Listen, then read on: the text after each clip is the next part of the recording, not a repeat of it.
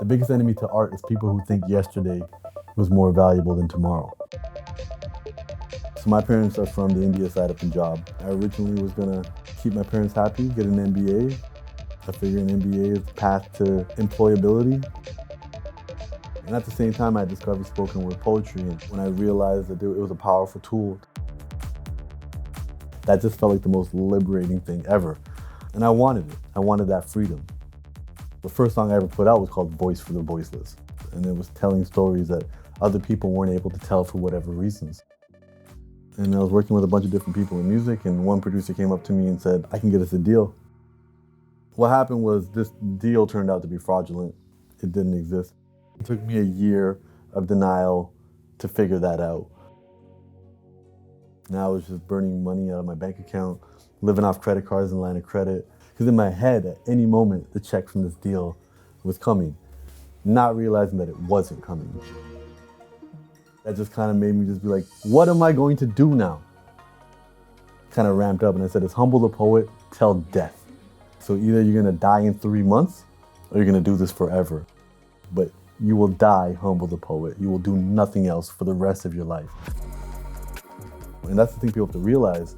Hip hop isn't telling somebody your story, it's helping them formulate their own story. That's what art is. Taking your pain and creating something beautiful from it.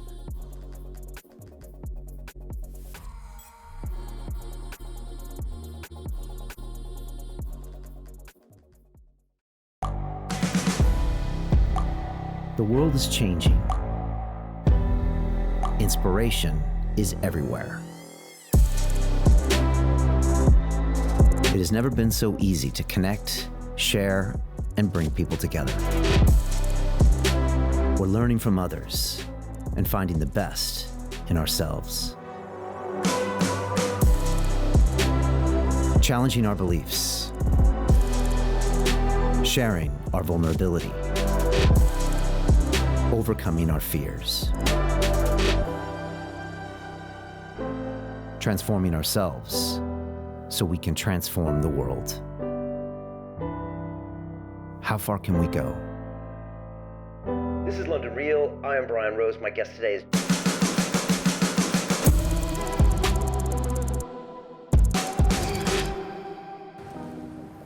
Humble the Poet is a spoken word artist, rapper, and author, but he wasn't always this successful and this famous. He used to be a high school teacher in Canada 10 years ago and decided to quit and go all in the music business and the performance business, and he struggled. He got ripped off. He lost all his money. He had to move back in with his parents and really try to discover who he was. He started writing, he started blogging. Those turned into a book. That turned into a commercial with Apple, and he slowly started figuring out how he had to show up every day in order to be successful. And this man, even though he's still fairly young, has so many philosophical ideas that we all can learn from, and it's gonna be great to watch his career go up and up and up. He's got his second book out. He's creating more music videos. He's touring with his spoken word, and I think we can expect great things from this young man. So sit back and be amazed and surprised with Humble the Poet. This is London Real. I am Brian Rose. My guest today is Humble the Poet, the Canadian author, rapper, and spoken word artist. In 2010, you left your job as an elementary school teacher to pursue poetry and music full-time. And today, your videos have millions of views and you are touring the world. You've written 2 books, UNLEARN, 101 Simple Truths for a Better Life, and your latest, Things No One Else Can Teach Us, which shares raw and honest stories about how to change a mindset can radically alter one's outlook. Humble, welcome to London Real. Thank you for having me. Thanks for being here, man.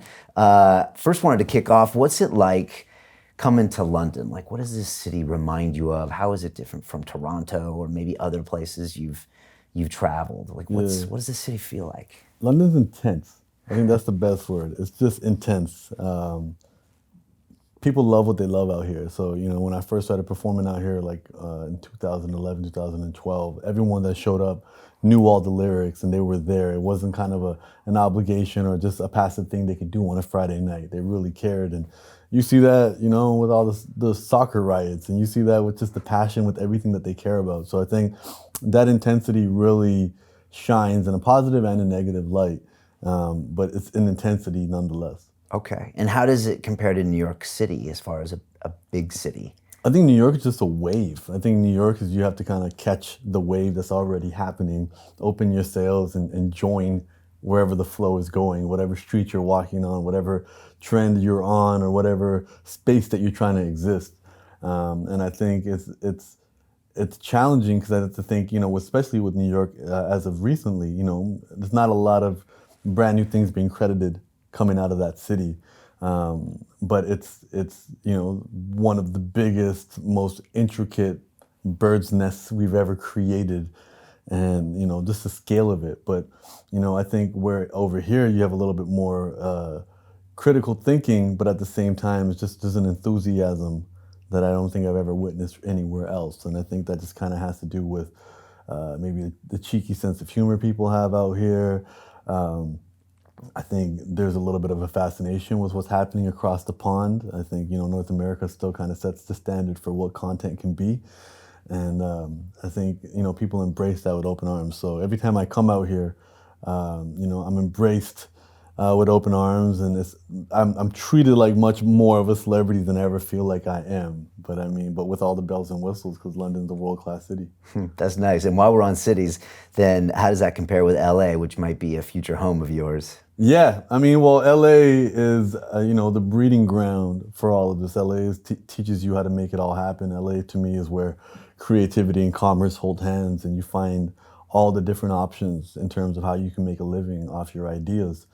And the challenge with LA is, it's a planet in itself, and it's the place where people who didn't get enough attention at home and didn't get enough attention in their small towns or felt too big for their places, they moved to. So it's the big leagues for creativity, and people sometimes mistake the laid back West Coast vibe, and they think that it's not going to be as intense, or people aren't working as hard as they are, and compared to somewhere like New York, but it is just as intense, just beyond the facade, and that's part of it. The palm trees are in the great neighborhoods, and the palm trees are in the ghettos, and they exist 2 blocks away from each other. So it's as real as it gets. And coming from a hip hop space, the big thing they always said was New York is a lot of rappers acting like gangsters, but LA is a lot of gangsters trying to be rappers.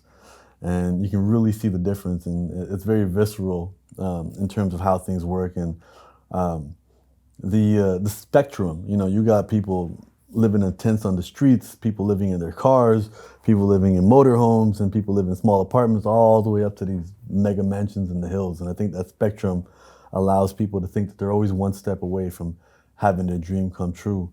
And so for me, I try to look at it from an outsider's perspective and be mindful that the longer I spend there, the longer it's going to have an influence on me. So go home often. I've been doing 4 years there on and off, ensuring I go home and kind of hitting that reset button.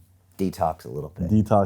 But yeah. Also tap into what LA is good at, which is kind of mixing commerce and creativity and building stars and building things, right? Yeah, because when I was in Toronto, and especially making music, the idea, every artist's idea was just get really good and then you'll get discovered.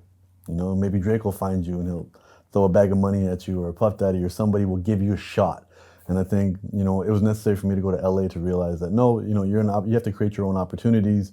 One of the biggest lessons I learned in LA was don't be proactive when it comes to your creative career. You have to be reactive. So don't be chasing the managers, don't be chasing the agents, don't be chasing other talent.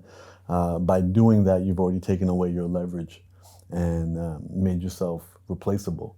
And if anything, you focus on your craft, do it very well, and then the people that need you will find you. Interesting. Yeah. So do your craft well, but don't necessarily go out and try to meet everybody or bag them on your next track. So I have a chapter about that in the book, and it happened because I developed a relationship with a big music manager, and they told me to come out to LA and for us to have a meeting, and I thought that was going to be our opportunity to solidify the relationship.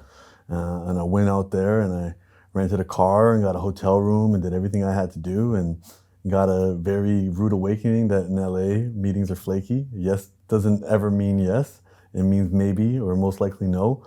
And 3 hours before the meeting's supposed to happen, I got something came up. Let's try again in a couple of weeks. And I'm like, I flew here just for the meeting, and I was very upset. And I called a friend and Dominic.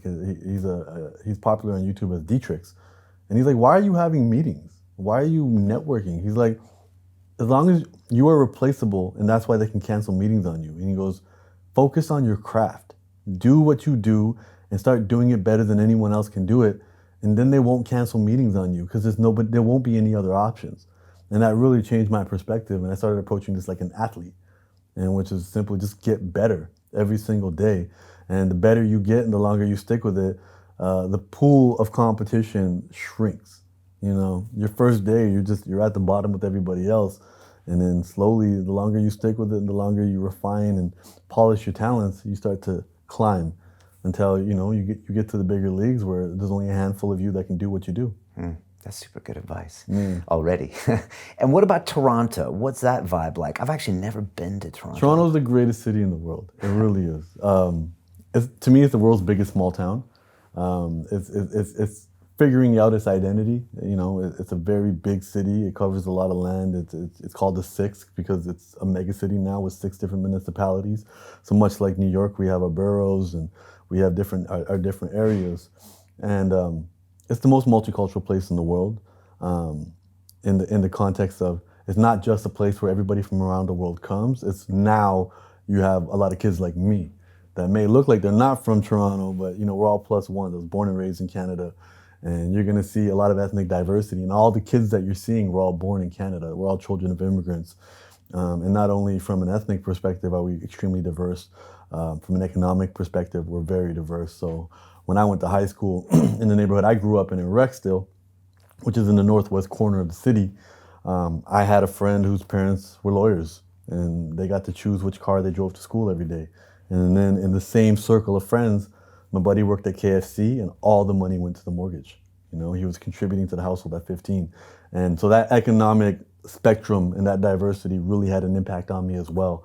It allowed me to feel grateful for where I was. I had friends I used to study with in high school that were beating me at the math test, but they knew at the end of high school where it was going to end because they didn't have the economic means to go to university.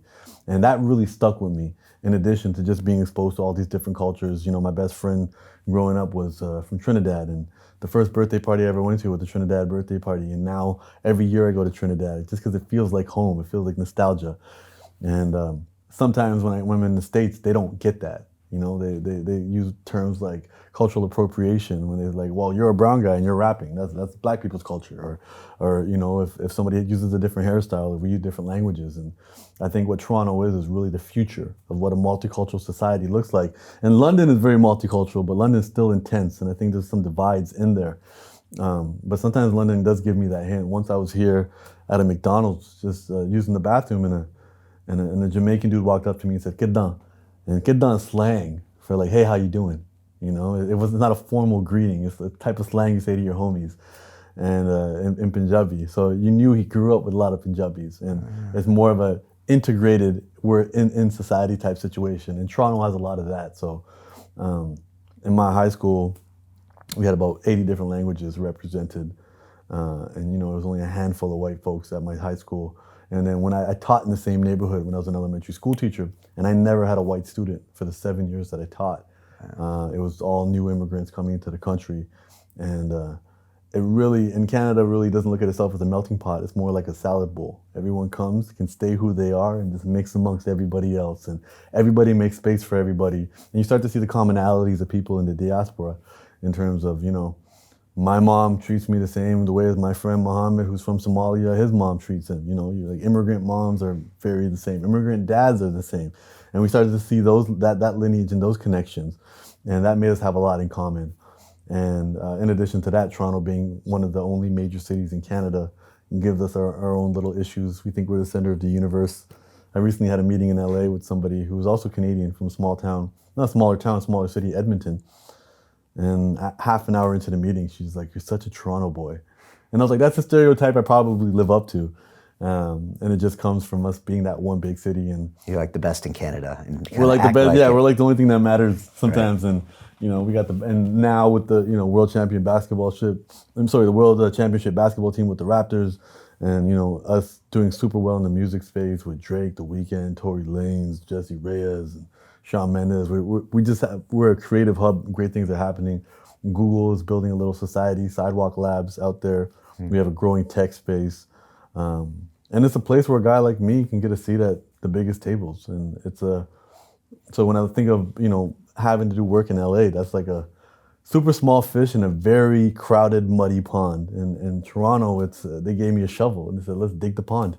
Let's figure it out. So you mentioned Drake there, but you've also mentioned that Drake's the kind of guy that doesn't take all the air out of the city. Yeah. He doesn't necessarily dominate and allows room for other artists. Yeah. Can you explain that? Yeah, I mean, oftentimes when, especially him being the first artist to really penetrate internationally and put on for the city, he really had an opportunity to be the gatekeeper and to be like, if you want this international status and if you want to be a mainstream success, it's got to be through me. And he didn't do that. When other artists were finding their own lanes and coming up, he made space for them. Either he supported them and shared his platform with them, or he just completely just stayed out of their way. And I think what that allowed was for us to build multiple pillars. And now, in the hip hop space, for example, Atlanta is very popular, but the challenge there is like all the artists have a very similar sound and they all have a very similar lineage. But in Toronto, all the artists that are doing very well, none of them sound the same. And many of them haven't even collaborated with each other. So it's this opportunity where we have all these individual pillars holding up the city. So if tomorrow Drake decides to retire, we still have The Weeknd, who's one of the biggest R&B artists, or we still have Tory Lanez, who's another hip hop artist, who's been, he's just finished his own world tour recently. And in the pop space, we have Shawn Mendes, and we have Alessia Cara, who's singing Disney soundtracks now. And everyone has this space, and I think that way we're not just a wave. There's not a certain sound that's going to be popular for a few years and it's going to fizzle out and people are going to look for the next sound. It's going to be, the city has had so much and it's been overprepared for so long. And the moment one of ours figured out a trampoline to bounce off of, he made space for other people to do the same. Overprepared because there was so much talent and it was just waiting to kind of pop. And then Drake showed everyone, well, wait a second, there's going to be great artists here. And there was a whole deep talent pool there. I think there was a deep talent pool, but what Canada specifically doesn't necessarily have in comparison to the States is the entrepreneurial spirit. Everyone's working hard and trying to get hired. Everyone's not, right. We don't have too many Bill Gates and too many Steve Jobs, or, we usually have our top minds get headhunted and work for these top companies. And I think people didn't know how to break through. We've had artists before, we had Cardinal Official, he signed to Akon, he had a couple of hits. We had Kanon, who, from my neighborhood, Rexdale, who ended up singing Waving Flag, which was the World Cup anthem for that season. Maestro Fresh West, he had an international hit, Let Your Backbone Slide, in the 80s, but it was still requiring some level of mainstream American validation or what have you. And I think when Drake made it and when Drake took it to a whole new level and became the biggest artist in the world, and he left, he had to, he moved to LA and he did that. I think what he realized very quickly was, how do I create a situation where people don't have to leave? And he started the OVO Fest. And the OVO Fest, the first year, he had Eminem, Kanye West, Jay-Z as his headlining guests. And 7 years later, his entire roster was Toronto artists. So he slowly, he built credibility with this festival. And when he performed, he would always bring these top mainstream artists as his surprise guests. And the last year, most recently, his entire lineup was Toronto artists. So you can start to see, when you zoom out, the big blueprint and what he's been trying to do. And there's been a couple other artists who have said it too. Like, we have to make sure that Toronto artists don't have to leave and go out to LA to do it. So I'm hoping I'm the last of the generations that have to do that. And we got plenty going on in the city where people can pay their bills with their creativity being from Toronto. Because we have a resilience, especially with the weather, especially with the challenges that we deal with. And we have a lot of additional assets with the multiculturalism. Our progressiveness is 15, 20 years ahead of the States. We legalized gay marriage years and years and years ago. I recently did a commercial for Apple where I was told, don't lean on multiculturalism, find something else to celebrate. And it helped me realize that, everyone's so comfortable being who they are that now they can celebrate being who they want to be. If they want to be that posh dude or that hipster or that goth dude or that skater boy, they can be whatever they want to be. And that's how they'll be seen more so than their ethnicity. Yeah, that's powerful.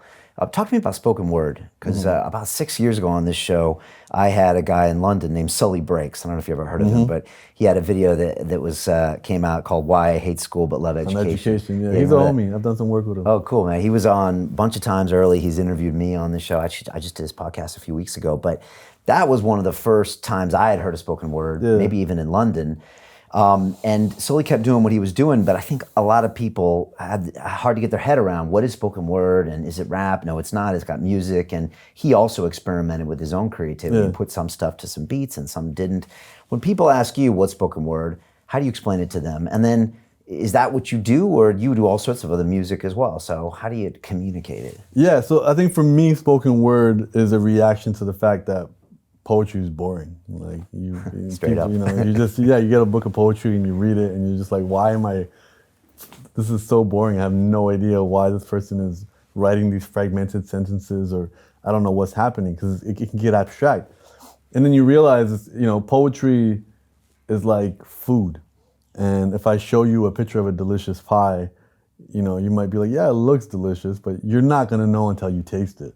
And poetry, 90% of the magic is from the poet, So hearing poetry as written, by the poet and performed the way it was meant to be performed is what spoken word and slam poetry is. It's that reaction to it. And that's where you get all the emotion, you get all the color, you get all the vibrancy, you get the little, intonations at the right spots. So I think that for me is what really drew me to spoken word poetry. I was at a concert in a small town, a college town outside of Toronto called Hamilton, and it was a hip hop concert, but the opening act was a spoken word poet. And to watch him perform, and he was completely free because he wasn't doing it on music, and he was able to pronounce the words any way he wanted. He was able to shout, scream, whisper, cry, laugh, and do all these things. You're like, wow, there's so much in these words that I would have never picked up on. And most of our exposure to poetry is what we were forced to read in high school, and whether it was Shakespeare and you don't understand half the things he's saying. So for me, spoken word was hear it from the horse's mouth and hear the magic that comes from it. And once you've heard it, then go ahead and read their book, and now you'll have some more context. Was Henry Rollins one of the first guys that people knew? Because he used to do that early on, He's right? punk as well, and he's raw. He's a rock star, and he's energy and aggressive. Exactly, and I think definitely. And I think what it also was is, for underrepresented communities, it was a place to tell your stories. I think people don't even realize, especially even in the Black community, like hip hop in New York, when it first came, like it was shunned. Like it was such a small community. It wasn't embraced as even Black culture at that time. They were listening to rhythm and blues and jazz and even rock. And what I think what hip hop and poetry, what it was is it was a reaction to also the lack of resources that you need to be a creative. If you want to start a rock band, you need resources. You need training and instruments and stuff. Or if you want to, dance to country music, you need space to square dance and do everything. And hip hop culture was, it's kind of like the soccer of music. Soccer, all you need is something that looks like a ball. Right. You just kick it around and something that looks like a net. You don't need any expensive equipment or training, ice skates and pads or anything like that. And hip hop was like, you just need a story, you need a beat, and we all come, pre-built with one, and share your story. And, there is a close relationship between slam poetry and hip hop, and I think hip hop is a little bit more structured. And I mean, it literally, DJ Kool Herc in the 70s was throwing parties, and while the people were dancing, he just kept bringing the record back so the music wouldn't stop. And then he started chanting over the music, which became rap. So I think from that perspective, the poetry was sharing the important stories. The hip hop was the fun escape, and they didn't have a lot of room in New York to have these parties, so they developed breakdancing, which was literally 10 people standing around watching one person dance, on a piece of cardboard, So you could see it was really a reaction to what they had around them. And during the break beats. Yeah, exactly. Yeah, so for me, it was like I started with spoken word, always knowing, I grew up as a fan of hip hop, and then my flavor of spoken word was literally rap without music. And then I got into writing spoken word with some music in the back, like just kind of for some ambience and emotion. And instantly my words would snap on to the beat. I had played percussion as a kid. I played the tabla, and I learned how to sing different religious hymns that my parents put me in those classes. So I had some musical training that my parents didn't realize was gonna prep me for this world. And then so hip hop was just a natural progression from there. But I started doing spoken word, and I was performing at the coffee shops and the open mics. And for me at that point, I was working as a teacher. It was just something to do to impress girls. Wow. There's a movie that just came out on Netflix called Dolomite. I don't know if you've seen it, but it's Eddie Murphy talking about this guy, which I had heard made references to before, but he kind of made these, I guess, kind of like, you might call them blaxploitation films back in the 70s, but it was a guy who made his career in New York City actually standing up and doing this kind of raw and raunchy spoken word stuff. Yeah. And they were saying that it was kind of some of the building blocks for later rap and hip hop. And I never knew his story, but it's actually a really well-made movie. And like Wesley Snipes is in there and Eddie Murphy and Chris Rock. And it's just fascinating to realize that, hip hop, like you said, it just started off with a break beat and some guy being an MC, and then it turned into more, and then they learned how to loop those beats, and then the breakdancing came out of it, and I'm a big fan of that. I've had a couple B-boys on here, and then all that culture developed DJing and the graffiti and just tenets of hip hop, and you think about it, like, these were underrepresented communities and underserved communities, and as a school teacher, I can tell you, the only times the kids are fighting is when they don't have the words.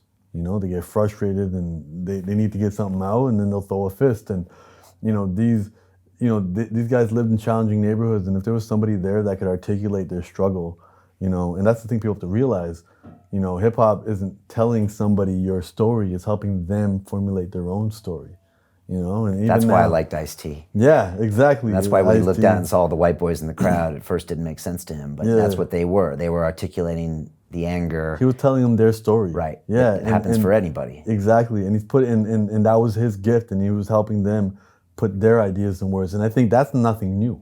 That's been happening since the beginning of time. And, being able to do that, I think it became almost kind of like a valve venting release for communities. That's what art is. I think art is taking your pain and creating something beautiful from it. And when people can express or feel like someone else can express their feelings, you're saying that leads to just more harmony? It leads to more harmony, but it also, I think, it'll create an exponential growth in storytelling as well. So it's walking through your office, see a picture of Muhammad Ali, it's you hear his story and you see your story in you, or you gain the boldness to share your story from watching him do that, or watching him reject a gold medal, for a greater good. That might be for you walking away from a paycheck for a greater good. And it's we learn from each other. We're tribal animals. We exist in relation to each other. So I think, when it came to certain communities that didn't have the education and all the art required certain resources and education to create, hip hop was a saving grace for that, especially for all, the vast majority of people are underrepresented and not living in the best conditions. So for me, and the first song I ever put out was called Voice for the Voiceless, and it was telling stories that other people weren't able to tell for whatever reasons. And I always viewed it that way. I viewed it kind of as a responsibility, where it's like, I know how to put words together. I'm also working with young kids, so I know how to package information in a way that's digestible. Let me tell stories that other people aren't able to tell. And you very, very, very quickly realize that we're all in the same boat. Like, we're all dealing with the exact same things. It's all our anxieties towards the future. It's all our regrets towards the past. It's all the fact that we're not spending enough time in the present. And, that story gets told in a million different ways. And if you're able to articulate that, and sometimes it's got to be the fun stuff. I always think about Black Eyed Peas, tonight's gonna be a good night. They're not telling you about their night. They're giving you your anthem for your what you need to be listening to while you're pre-drinking with your friends or getting ready in front of the mirror. That's what they're giving you. Or when Jay-Z and Rihanna are like, we gonna run this town tonight. Again, they're not bragging to you.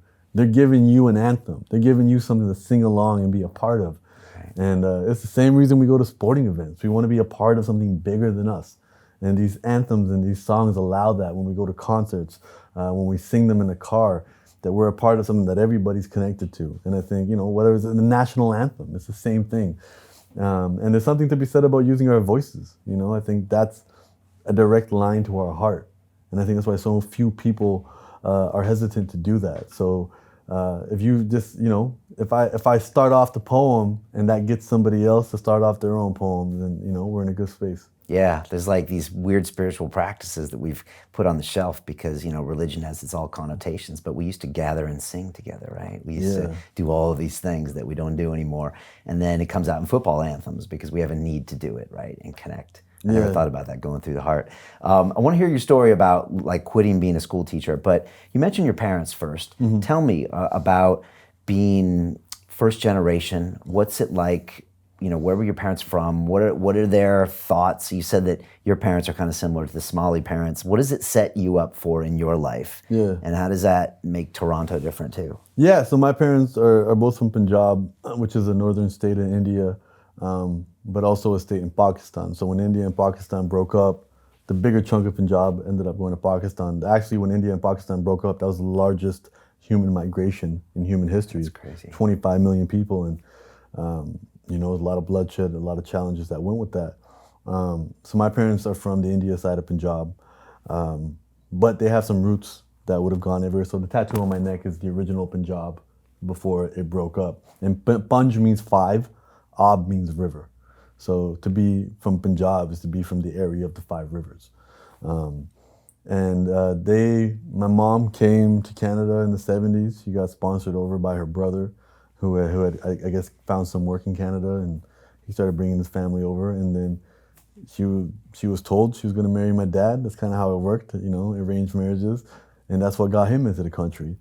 And my dad went to university in India. He went to Jaipur University. He had a master's degree in economics, but never had an opportunity to use it in Canada. Worked odd factory jobs until he got his taxi license, and he drove a cab until retirement. And always stressed education on me. And with the limited tools that both of them had, their goals were simple: make money, bring more family over, and set your kids up for a quote unquote better life. And for them, better life just meant more money and hopefully something that had some safety and security. So the joke is with all immigrant kids is all your parents want you to be is a doctor, lawyer, engineer. And that's one job. And the doctor, Sully lawyer, Brake says the same thing. His parents are from Ghana, and it's that's the what same. they wanted. Yeah, they just want you to be, and exactly. That's why we connected. It's just That's the why- immigrant narrative is come here. We'll scrub the toilets. We'll work at the gas stations. We'll drive the cabs, so you can be the doctor, lawyer, engineer, and then everything will be fine Right, after happily that. ever after. Happily ever after. Right. And I don't hold it against them within their limited scope of thinking that that's the best thing. I'm the first entrepreneur in my family. We never had that. And I think for me, I followed the narrative. My dad's just like, stay in school and I'll always take care of you. That's all you need to do. And, I have 2 older sisters, and they stuck to the script much better than I did. And, they did really well academically. And thankfully, we did well academically just because we had the learning styles. We're auditory and visual learners. So when the teacher is just writing on the board and lecturing the class, we were able to learn. Most kids that struggle in school are kinesthetic. They need to use their hands. They need to play with the Cheerios to do their math or figure things out that way. And that's not always set up in school. So we were fortunate that this is the type of learners that we were. So I was a straight A student without doing any homework or getting any help from my parents. But I had warm food waiting for me every day when I got home. And I had 2 parents, and I had a strict bedtime, which is literally all you need as a child to, a little bit of structure. And my sisters went to University of Toronto, and then they both got into commerce. And now they both are, I don't know what they do, like supply chain. They have corporate jobs. Okay. And I didn't go to U of T. I went to York, which is a little bit more of a party school. And I was already kind of deviating from the script. And I originally was going to, to keep my parents happy, get an MBA, because I figure an MBA is the path to employability. And, a family friend had got an MBA and got a really cool job at Ford. So I was like, why don't I just do that too? And it was my sister, she recommended. She's like, I've worked with a lot of kids, and I've grown up in a lot of youth camps. And she's like, why don't you explore being a teacher? I think you'd have a lot more fun. And they're like, that sounds way more fun than, you know, an MBA. Because I was doing my degree in IT. So it's a lot of math heavy coding, and, you know, it wasn't the most fun, but I was doing well at it. And yeah, I applied for teachers college and faked a lot of hours in the classroom and got fake reference letters and just applied and got in. Probably benefited from a little bit of reverse racism. Okay. And I was a diversity entry probably. And I went to teachers college and it was cool. My parents weren't happy. My dad was like, "You're gonna tie shoelaces and wipe kids' noses for a living." He wasn't happy that I didn't go to U of T either. Right. But again, it's within their scope. You know, they don't. At least you're a professional, but you're not the highest of the professionals. Yeah, I'm a And low. the pay is yeah. less. The pay is less, and it's a little bit more labor than they wanted me to do. They wanted me to be just a straight neck up white collar exec with a cubicle or something. I don't know what they wanted, but the pay is definitely less. But they looked at it like, well, it's a government job. Government jobs are pretty secure. And then, you know, once you get into it, you realize, oh, this isn't just inspiring kids and lighting a fire in them. It's, you know, it's got, with any job, it's got its politics. There's got a lot of BS before work, a lot of BS after work. You know, a lot of things stacked up against you, a lot of government funding cuts. You know, new politicians come in and make your life more difficult, and the expectations increase. The PR battle between, you know, when teachers go on strike and what the government's able to do and be like, they're spoiled, they're already overpaid, and, you know, you end up becoming these full-time babysitters and an integral part of the economy, because if teachers go on strike, where are parents going to put their kids for parents to go to work? And you realize the amount of pressure and what comes with that. So it lost its fun very quickly. And at the same time, I discovered spoken word poetry and just viewed it as something fun to do. Again, excuse to meet girls and perform after work, go, you know, ways to spend my weekend. And it took a life of its own. I think when I realized that it was a powerful tool to share stories that weren't being shared. I think up until then, everybody complained about representation. You know, we don't see enough people that look like us on TV. We don't, you know, hear these voices. We don't hear these stories. Why is everything based around white folks? And I think for me, this is the first time I was empowered to not complain and just do something and be a voice and share a story. And I would share the most interesting things that I discovered. You know, when I learned about the relationships between Somali pirates and the toxic waste that came up ashore, that came from the tsunami that happened in Indonesia, you know, and realizing, and I'm like, this is a story that needs to be told. So I wrote a song about it. Or, you know, if I took a deep dive in the Israel-Palestine conflict and be like, whoa, this is not black and white, let's write a song about it. Or if I learned about Punjabi truck drivers in my community going down south, having unprotected sex with sex workers and infecting their unborn children with HIV. So these kids are doomed before they're born. I'm like, this needs to be talked about. And I really looked at it from that lens. And at the same time, I had a job, so I was like, I'm good. And every struggling artist I knew, and full-time artist I knew, which was a struggling artist, I'm like, I don't want that life. You know, I didn't have grit back then. I didn't have a work ethic. I just wanted, no, not at all. Okay. Not at all. Maybe my last year of university, when I knew it meant getting into teachers college, I was able to turn it up a little bit because I had a why. But before that, I was just cutting corners. I was smart enough not to work hard. And this was something that was exciting me to do. So I'd work hard at it, but I was working hard at it still with an ego. Like, I'm not a sellout. I don't need no money for this. You know, I can fund it myself. And all these artists, I'm watching them struggle, and I don't want to live like them, so I'm good. That's an ego, not principles. That's ego. Definitely ego. Can you explain that? Yeah, it's you know, very often, what I realized is when I needed to get paid, you know, it was making a choice between you feed your wallet or you feed your ego.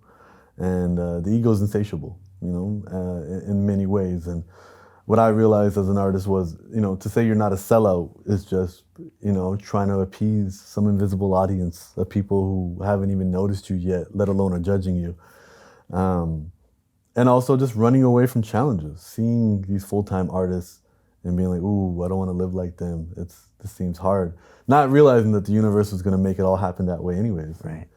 I spent a summer in the Bay living and working with a full-time rapper. And again, I was faking it. I had a salary coming in, so I was okay financially, but I was sleeping on his floor because he was roughing it. And even he came from a well-to-do family, and he had kind of rejected their support to rough it.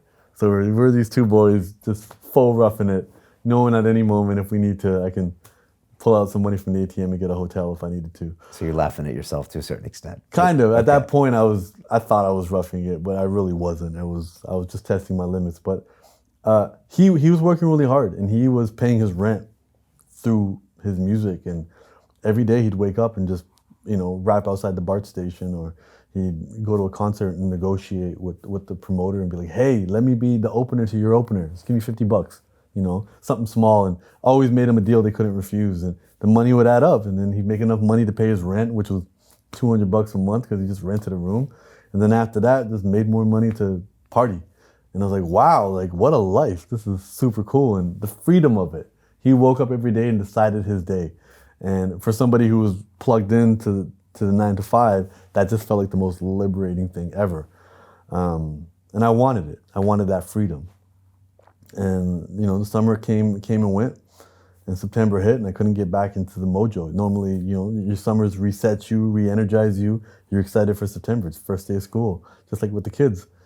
And I couldn't get back into it. And I was working with a bunch of different people in music, and one producer came up to me and said, I can get us a deal. We can write some music for some of these new artists, and it'll pay like 120 grand. That's more money than you make in 2 years. And I was living at home at this point, so I was very irresponsible with my money. I was investing in penny stocks. 2008 came, wiped that all away.